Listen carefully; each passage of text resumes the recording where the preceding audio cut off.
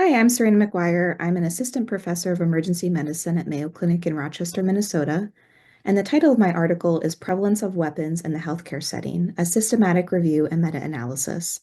And this was published in Mayo Clinic Proceedings, Innovations, Quality, and Outcomes. The takeaway message of this article is that for overall pooled prevalence, weapons were detected among 4% of patients and visitors screened in the healthcare setting, and therefore should be expected on individuals presenting to hospitals in the United States. However, prevalence varied widely based on the setting, type of patients, and detection method. Our study aimed to systematically evaluate and quantify the prevalence of weapons in the healthcare setting. A total of 14 observational studies were included. All studies were from the United States and were published between 1984 and 2023. Weapons prevalence ranged from 0.4 to 26.3% among populations screened in the studies. The overall pooled prevalence was 4%. Most weapons were bladed, followed by other types of weapons, and thirdly by firearms.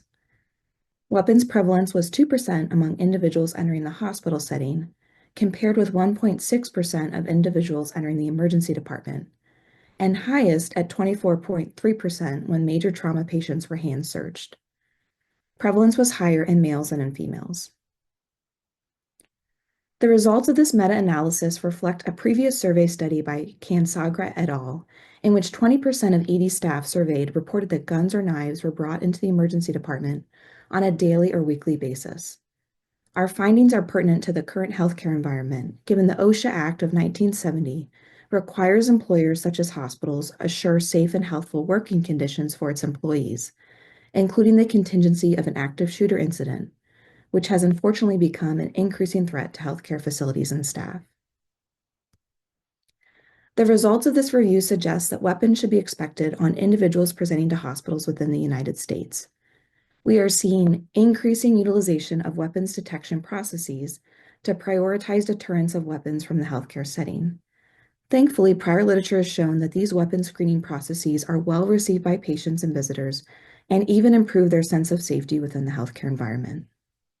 Further research is needed to compare the sensitivity, specificity, and cost differences between different weapon screening technologies to help guide healthcare institutions in selecting an optimal weapons deterrence process to protect staff, patients, and visitors.